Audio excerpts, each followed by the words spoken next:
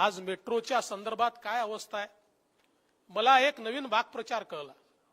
पूर्वी वाक्प्रचार होता इच्छा असेल तिथे मार्ग. आता वाक्प्रचार आहे इच्छा असेल तिथे मार्ग, टाइमपास करायचा तर कांजूर मार्ग. इच्छा असेल तिथे मार्ग आणि टाइमपास करायचा असेल तर कांजूर मार्ग. खरं म्हणजे मला कधी कधी आश्चर्य वाटतं, तो काय माझ्या घरचा आहे, मला वापरायचं आहे का मला मालकी मिळणार आहे? खरं म्हणजे सगळ्यात महत्वाचं की हा जो काही त्या ठिकाणी आरे कॉलनीतला जो काही प्लॉट होता, ज्या ठिकाणी आरेतलं कारशेड आपण करणार होतो, या संदर्भातला निर्णय कोणी घेतला? या संदर्भातला निर्णय घेतला पृथ्वीराज चव्हाण साहेबांनी, सरकार जायच्या जस्ट आधी. कारण केंद्र सरकारने त्यावेळी सांगितलं होतं की आम्हाला ही मेट्रो अंडरग्राऊंड करायची आहे आणि या संदर्भात राज्यांनी निर्णय करावा. पृथ्वीराज चव्हाण साहेबांच्या कॅबिनेटने निर्णय केला आणि मेट्रोला आरे कारशेडची जमीन देण्याचा निर्णय घेतला आणि त्याच्यासोबत दुसरा निर्णय घेतला, त्या ठिकाणी कमर्शियल वापर करून 1000 कोटी रुपये उभे करण्याचा. आपल्या सरकारने निर्णय केला तिथे आम्ही कमर्शियल वापर करणार नाही, 1000 कोटी आम्ही दुसरीकडनं उभे करून त्या ठिकाणी देऊ, केवळ 25 एकर जागा तिथली आम्ही घेऊ आणि त्या ठिकाणी कारशेड करू. त्यामुळे आपण ज्यावेळेस कारशेडच्या संदर्भातला निर्णय केला, मी आलो आणि एक मोठं आंदोलन सुरू होतं. अनेक लोक त्या ठिकाणी सांगत होते की बाबा हे कारशेड इथे होऊ नये. तात्काळ मी आरेच्या कारशेडला स्थगिती दिली आणि सांगितलं काय अल्टरनेटिव्ह आहेत सांगा. आणि मग त्यातनं एक कमिटी तयार झाली. अजय मेहता असतील, नितीन करीर असतील, असे सगळे प्रमुख सेक्रेटरी त्या कमिटीत होते. त्या कमिटीने अल्टरनेटिव्ह म्हणून त्यावेळेस असं सांगितलं की कांजूर मार्गची जागा जर लवकर मिळणार असेल, 5-6 अल्टरनेटिव्ह त्यांनी सांगितले. मग सांगितलं यातलं कुठलंही फिजिबल नाहीये. कांजूर मार्गची जागा जर मिळत असेल लवकर तर, पण त्यांनी त्याही वेळी सांगितलं की ते कॉस्ट वाढेल. पण अगदी जर आरेत करायचं नसेल तर कांजूर मार्गची जागा लिटिगेशन मध्ये आहे. या ठिकाणी 2 वर्ष पहिल्यांदा जागा सक्षमीकरणाकरता लागतील, त्याची ॲडिशनल 1200 कोटी रुपयाची कॉस्ट लागेल आणि त्याच्यानंतर मग त्या ठिकाणी डेपो करता येईल. पण ती जागा जर 3 महिन्यात मिळत नसेल तर हा प्रकल्पच होऊ शकणार नाही. त्यामुळे मग सगळ्यात फिजिबल जागा ही आरे कॉलनीतली जागा आहे आणि त्याच ठिकाणी ते केलं पाहिजे. हा रिपोर्ट त्यांनी दिला. मी सांगितलं की आपण प्रयत्न करून पाहू कांजूर मार्ग करता. आम्ही हायकोर्टमध्ये गेलो कारण त्याच्यावर स्थगिती होती. माननीय उच्च न्यायालयात गेल्यानंतर चीफ जस्टिसच्या बेंच समोर सगळं रेकॉर्ड आहे. चीफ जस्टिस महोदयांनी सांगितलं की तुम्हाला जर ही जागा पाहिजे असेल तर त्याचा रेडी रेकनरचा 2600 कोटी भाव आहे. 2600 कोटी रुपये तुम्ही कोर्टामध्ये जमा करा आणि त्याच्यानंतर तुम्हाला ही जागा मिळेल. कोर्टाचा निकाल जेव्हा येईल तेव्हा येईल. आणि मग अशा परिस्थितीमध्ये ज्यावेळेस 2600 कोटी जमा करा असं सांगितलं, एकीकडे ही जागा जी सरकारी होती ती जागा आणि इकडे 2600 कोटी जमा करा तर आम्ही परवानगी देऊ. अशा प्रकारे त्या ठिकाणी झाल्यानंतर त्यातही किती महिने गेले? 9 महिने मी स्थगिती ठेवली होती. 9 महिने. शेवटी आम्ही हा निर्णय केला की हा मेट्रोचा प्रकल्पच होणार नाही. काम पुढे चाललेलं आहे. त्यावेळेस 40-45% काम करून टाकलं होतं आम्ही बोगद्यांचं. आणि एवढं काम केल्यानंतर जर कारशेडला जागा नसेल तर कशा प्रकारे या ठिकाणी ही मेट्रो होणार आहे? आणि शेवटी सगळे सेक्रेटरी बसले आणि सगळ्यांनी मिळून सांगितलं की साहेब ही जागा आता आपल्याला मिळणार नाही. लिटिगेशन 20,000 कोटी रुपयाच्या प्रोजेक्टमध्ये लिटिगेशनच्या जागेवर कारशेड होऊ शकत नाही आणि म्हणून आपण पुन्हा कारशेड जे आहे ते इथेच आणलं पाहिजे. आणि त्यानंतर 9 महिन्यानंतर आपण निर्णय केला, ती स्थगिती हटवली आणि पुन्हा आपण आरेमध्ये ते कारशेड आणलं. आता हे एवढ्या गोष्टी करतायत. यांच्या सरकारने समिती तयार केली. यांच्या सरकारने सौनिक साहेबांची समिती, जे ऍडिशनल चीफ सेक्रेटरी फायनान्स आहे, सगळे प्रमुख लोक टाकले. काय सांगितलं त्या समितीने? त्या समितीने या संपूर्ण घटनाक्रमाचा उल्लेख केलाय आणि त्यांनी सांगितलं तेव्हा 2600 कोटी होते, आता 3900 कोटी रुपये भरावे लागतील त्या जागेच्या संदर्भात. त्यानंतर जागा ताब्यात आल्यानंतर 2 वर्ष स्टॅबिलायझेशन करावं लागेल, त्याचे पैसे आपल्याला लागतील. त्यानंतर 2 वर्ष आपल्याला बांधकामाला लागतील. त्यामुळे 2024 पर्यंत मेट्रो येऊ शकणार नाही. आरे कॉलनीत जर मेट्रो केली तर 2021 मध्ये मेट्रो आपल्याला मिळू शकते. आणि म्हणून त्याच ठिकाणी केली पाहिजे. एवढंच नाही सांगितलं त्यांनी सांगितलं की जर कांजूर मार्गला आपण नेलं तर कांजूर मार्गला गेल्यामुळे जवळजवळ जी काही किंमत वाढेल ती तर वाढेल, पण 4 वर्षाचा व्याजाचा जो बोजा आहे ऑन इन्व्हेस्टमेंट तो 4000 कोटी रुपये आहे. रोज 5 कोटी रुपयाचा व्याजाचा बोजा आपल्याला पडतो, जो आपण त्या ठिकाणी जी काही लेट करतो. आता हे पैसे कोणाकडनं वसूल होणार आहे? हे काय सरकार देणार आहे? हे सगळे पैसे मुंबईकरांच्या खिशातनं तिकिटातनं वसूल होतील.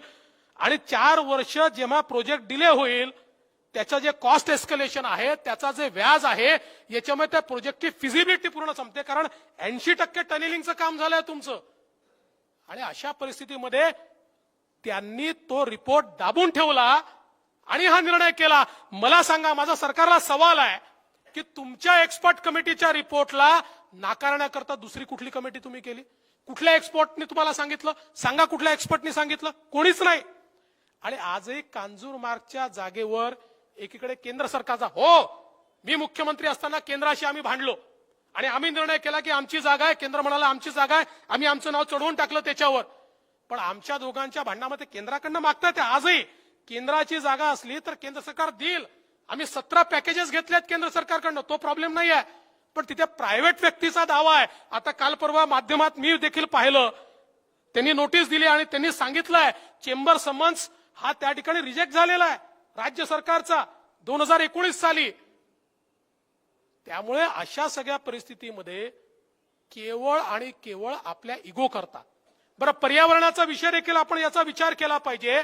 हो, झाडं कापावी लागली, पण सुप्रीम कोर्टाच्या निर्णयात काय आलाय, जे सुप्रीम कोर्टाने एक्नॉलेज केलं, हायकोर्टाने एक्नॉलेज केलंय, ही सगळी झाडं आपल्याला कशाला पाहिजे?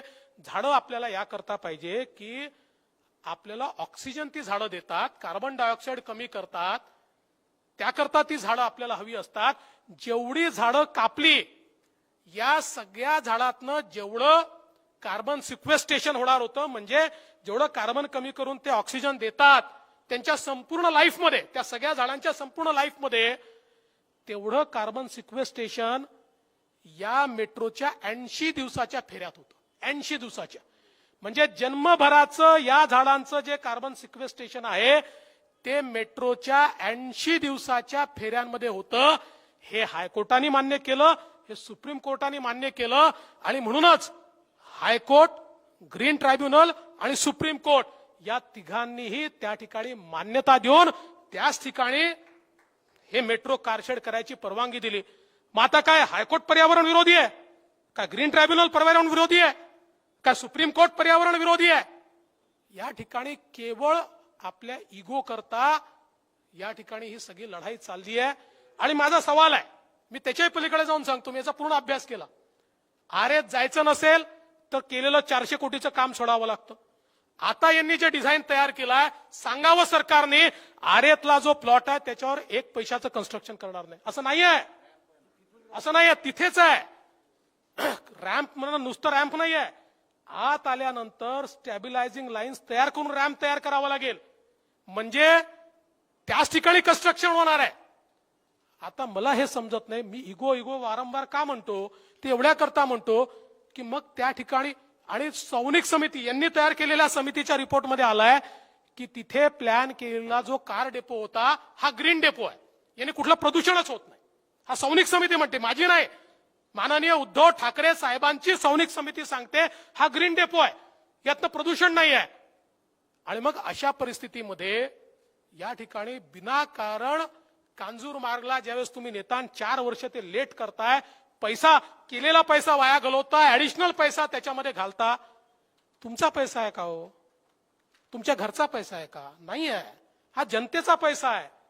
अशा प्रकारे जनतेच्या पैशाची लूट करायचा अधिकार तुम्हाला कोणी दिला? तुम्ही झाले असाल सत्ताधीश, पण सत्ताधीश झाल्यामुळे हा अधिकार तुम्हाला प्राप्त नाही आहे. आणि मग काय सांगितलं? 800 एकराचं जंगल आम्ही तयार करतोय आणि आपले फोटो छापले. अरे काय सांगता? त्या 800 एकराला इको सेन्सिटिव्ह झोन मी मुख्यमंत्री असताना केंद्रातनं मंजूर करून आणला. आता इको सेन्सिटिव्ह झोन हा मंजूर झाल्यानंतर ते कन्स्ट्रक्शन होऊच शकत नाही. तिथे झाडच राहणार आहे, तिथे दुसरं काहीच होऊ शकत नाही. इको सेन्सिटिव्ह झोन मध्ये एक वीट जरी लावायची असेल तरी राज्याच्या कमिटीकडे यावं लागतं, जी मुख्यमंत्र्यांच्या अध्यक्षतेखाली कमिटी आहे. त्या कमिटीने मान्यता दिली तरच करता येतं. त्यामुळे ऑलरेडी तो इको सेन्सिटिव्ह झोन आहे, ठीक आहे, तुम्ही त्याला फॉरेस्ट म्हणून घोषित करताय, आनंद आहे, जरूर करा. केवळ परसेप्शन. हे एन्व्हायरमेंटलिस्ट कशाचे एन्व्हायरमेंटलिस्ट हो? इतके वर्ष मुंबई महानगरपालिकेत तुमची सत्ता आहे, किती अनधिकृत बांधकामं झाले? कुठले एन्व्हायरमेंटलिस्ट तुम्ही? किती ते तर तोडतेस, सोडून द्या. किती खाड्या बुजवल्या हो? कोणी बुजवल्या खाड्या? मुंबईतल्या खाड्या कोणाच्या कारकिर्दीत बुजल्या? जबाब द्या, त्याचा जबाब कोण देणार आहे? त्याचा जबाब या ठिकाणी इतकं रेक्लेमेशन झालं, कोण जबाब देणार आहे? अरे मागच्या काळात आम्ही ज्यावेळेस असं म्हटलं की ही सॉल्ट पॅनची लँड आम्हाला द्या, इथे गरिबाकरता घरं बनवायची आहेत, हेच माननीय उद्धव ठाकरे साहेब आणि त्यांचे लोक असं म्हणाले होते, सॉल्ट पॅनची जागा आम्ही त्या ठिकाणी वापरू देणार नाही, सॉल्ट पॅनची जागा ही पर्यावरणाची आहे. मग आता ही कांजूरमार्गची जागा कुठली आहे? सॉल्ट पॅनचीच जागा आहे. कुठली जागा आहे ती? त्यामुळे केवळ आणि केवळ दिशाभूल करणं आहे आणि मुंबईकरांना मेट्रोपासून वंचित ठेवण्याचं काम आहे. पहिल्या दिवशीपासून यांनी विरोध केलाय मेट्रोला. गोरेगाव मध्ये, त्या गिरगाव मध्ये त्या ठिकाणी आपले जे मराठी माणसं होतं ज्यांचं रिहॅबिलिटेशन करायचं होतं, सेनेने आंदोलन केलं, आम्ही इथे स्टेशन होऊ देणार नाही. त्यांचं आंदोलन चालू होतं. आम्ही मराठी माणसाला जवळ घेतलं, त्याला सांगितलं तुझ्याजवळ जेवढी जागा आहे त्यापेक्षा जास्त जागा इथेच देऊ. तो तयार झाला. यांना माहितीच नव्हतं हे आंदोलन करत होते, माहितीच नव्हतं. त्या मराठी माणसांनी सह्या करून त्यांनी सांगितलं बाबा इथेच मिळतं, आपण राहतो तिथे, आपल्याला 3 पट जागा मिळते. त्यांनी सगळ्यांनी सह्या केल्या, काम देखील त्याचं सुरू झालं. प्रोजेक्टला केवळ विरोध करायचा काय? आता त्या ठिकाणी बुलेट ट्रेन 50,000 कोटी रुपयाची इन्व्हेस्टमेंट एकट्या महाराष्ट्रात आहे. 50,000 कोटीची. आज कोरोनाच्या नंतर 50,000 कोटीची इन्व्हेस्टमेंट आणि 100% टेक्नॉलॉजी ट्रान्सफर आणि इंडिजिनस असल्यामुळे मला सांगा लोखंड कुठलं वापरलं जाईल? आता समजा जर कोकणामधनं ही बुलेट ट्रेन येते आहे आणि लोखंडाच्या सगळ्या फॅक्टऱ्या जर कोकणात असतील तर ते का गुजरातमधनं आणणार आहे का कर्नाटकमधनं आणणार आहे? आज सिमेंट कुठलं वापरलं जाईल? आज संपूर्ण मटेरियल कुठलं वापरलं जाणार आहे? इथलं आहे. पण विरोध करायचा आणि म्हणून लँड ऍक्विजिशन थांबवून दिलं. आज हे 50,000 कोटी रुपये आपल्या अर्थव्यवस्थेत आल्यानंतर त्यातनं जे जॉब्स तयार होणार आहेत ते इथल्याच मराठी माणसाला मिळणार आहेत, इथल्या प्रत्येक नागरिकाला मिळणार आहे. पण परसेप्शन नाही करायचं. आणि मग मागणी काय? मागणी आहे की पुणे नागपूर करा. अरे आम्हीच केली होती मागणी, आम्ही त्याची फिजिबिलिटी देखील केली. पुणे मुंबई नाशिक नागपूर मुंबई पुणे आम्ही फिजिबिलिटी करायला दिली. पण तुम्ही जर या ठिकाणी मला सांगा जे होते ते थांबवाल तर नवीन करायला तुमच्या राज्यात येणार कोण आहे? आज जायकानी पैसा दिलाय त्या ठिकाणी, कोण तुम्हाला पैसा देणार आहे? कोण या जर सगळ्या मल्टीलॅटरल अथॉरिटीजला लक्षात आलं की या राज्यात पैसा दिला आणि सरकार बदलली की ते कामं थांबवतात, कोण पैसा तुम्हाला देणार आहे? आणि म्हणून मला असं वाटतं की खऱ्या अर्थानं ज्या प्रकारे हे चाललेलं आहे हे पूर्णपणे विकास विरोधी, हे विकास विरोधी आहे आणि याला जनतेचा पाठिंबा नाही. जनतेला मेट्रो हवी आहे, जनतेला बुलेट ट्रेन हवी आहे आणि ती जनतेची मागणी आहे. माहितीच्या महापुरात रोजच्या रोज नेमका मजकूर मिळवण्यासाठी लाईक करा, शेअर करा आणि महा MTVला सबस्क्राईब करा. धन्यवाद.